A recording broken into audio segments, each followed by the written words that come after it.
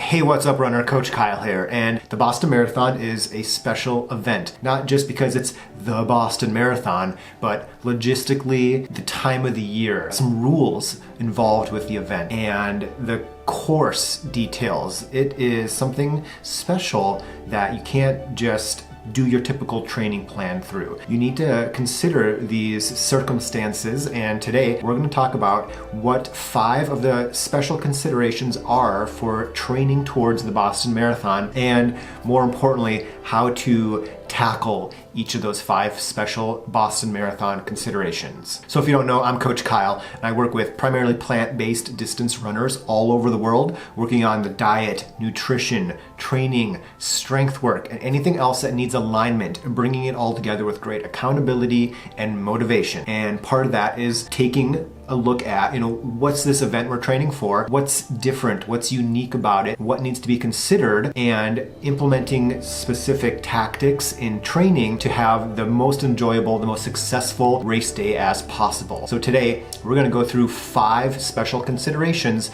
as you train for the Boston Marathon. So these special considerations for the Boston Marathon are, the 5th one is the time of the year in regards to training towards it. The 4th consideration is the time of the year in regards to race day weather. Number 3 is a rule about no hydration vests. Number 2 is that it is a course, 2-in-1. It's a course that is a net downhill, but it has some pretty decent hills, especially in that last 10K. So those are the 5 things you need to be mindful of as you prepare for the Boston Marathon. Let's quickly go through each of those one by one. So number 5 was the time of the year in regards to training towards it. It's in April. That means for people like me in the Midwest, we're gonna have to train for Boston in April through January, February, and March are typically the coldest, the snowiest time of the year for us. So you gotta be good at winter running. It is a necessity.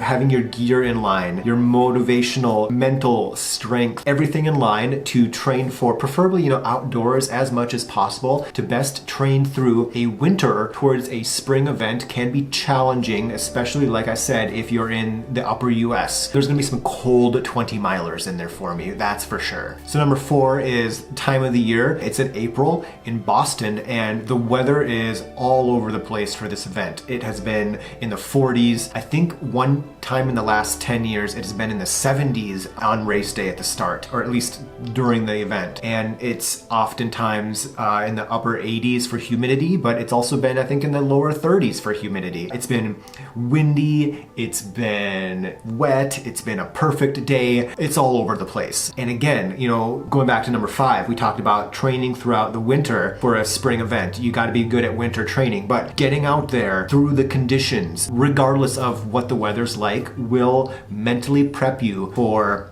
anything that race day can throw you in regards to weather. And so again, having that accountability, that motivation, whether it's through yourself, through a training club locally, or having a coach like me, getting outside throughout the winter in prep for a spring Boston Marathon will benefit you on race day if the weather just isn't what most people would consider perfect. Okay, number 3 is that Boston does not allow vests. You can't wear like a big camelback. You can't have a liter of water on your front or on your chest. They don't even allow pocketed vests. So you got to be mindful of this during training. You can't train throughout your marathon campaign wearing a vest, and then you can, but it's not going to be optimal, and then show up on race day and not be able to use that calorie, that hydration system that you've been practicing with during your training run. It's important to know, okay, what's an option on race day and use that option throughout training. So a handheld can be a good option. And these are, they're not always the most awesome to run with, but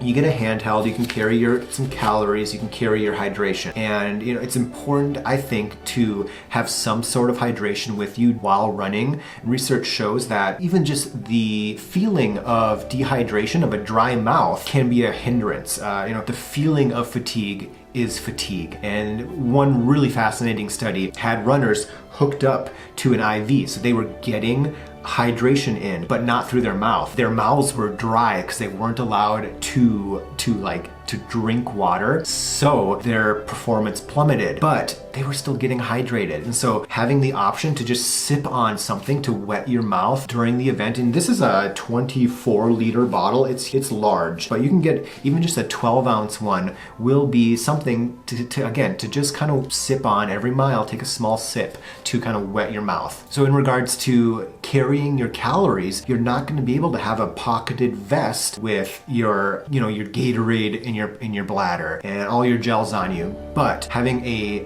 waistband is an option. So you can have something like a flip belt, the Nathan Hipster, stuff like that. Another good option is to have a belt with small bottles on it. If you're not a big fan of the handheld, having a belt with some small bottles on it could be a good option for you. They're okay. I prefer the vest, but as training for Boston, as it's not allowed, I'm not going to use the vest. And I've enjoyed training and running with a vest over the last couple of years, but I'm not going to do it this time around for Boston. But having a belt where you can have your calories, your gels, a couple small bottles could be a good choice for some people. Now you need to consider what you're going to do for calories, gels, chews, etc., and how are you going to bring those with you. So I like to do 300 calories per hour. That's a gel every 20 minutes or so. And for me, what I think I'm going to do is I'm going to start the race with a handheld, a throwaway bottle, just like probably one of those Gatorade bottles you get at the gas station with the sport top. I'm probably just going to take one of those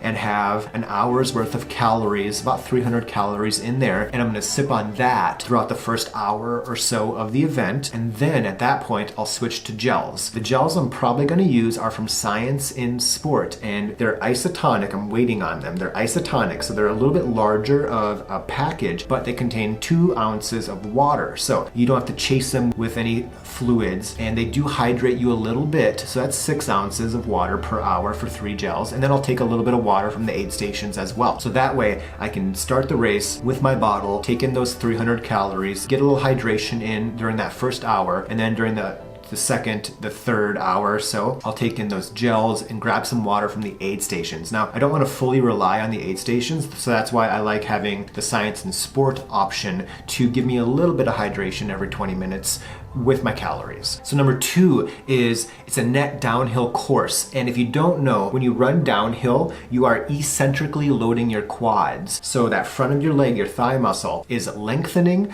but it's also contracting at the same time. So it's pretty painful, especially over 26.2 miles. So doing some special training, some special exercises as you prepare for a net downhill course will be beneficial so your quads don't get super fatigued that last half, that last 10K. A couple ways that I will do that my clients training for Boston or other net downhill races will do are downhill track workouts. But having a special consideration, even doing things like net downhill strides can be helpful. So having that net downhill on 800 meter repeats will benefit you. You can also do a special strength movement where I'll link to it up here that will kind of eccentrically load the quads while not running. It's just a strength routine. It's a strength exercise. So now number 1 is that, yeah, it's a net downhill course, but there are hills, especially in that last 10K. And so the best way to maybe do this would be to do your typical long runs, but try to somehow figure out the course of your long runs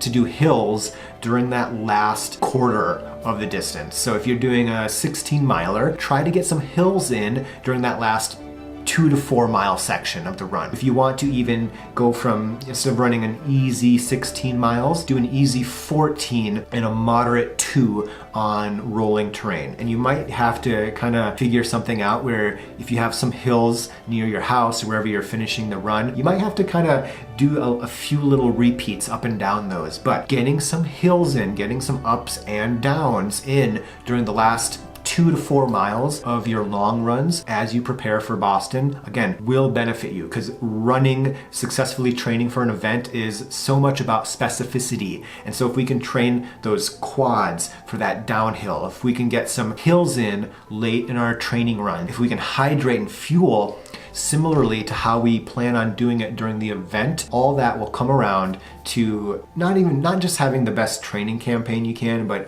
having the most fun, the best day you can at Boston. And this is true for any event. And if you want to talk more one-on-one, my coaching consultations are 25% off through December. So we can talk about all this stuff in detail, look at your recent training. If it's Boston or any other event, we'll talk about special considerations as you prepare for that event. So check out my website, kylecrans.com, for the consultation link. And if you have any other questions, comments, or suggestions on training for Boston, please drop them in the comments.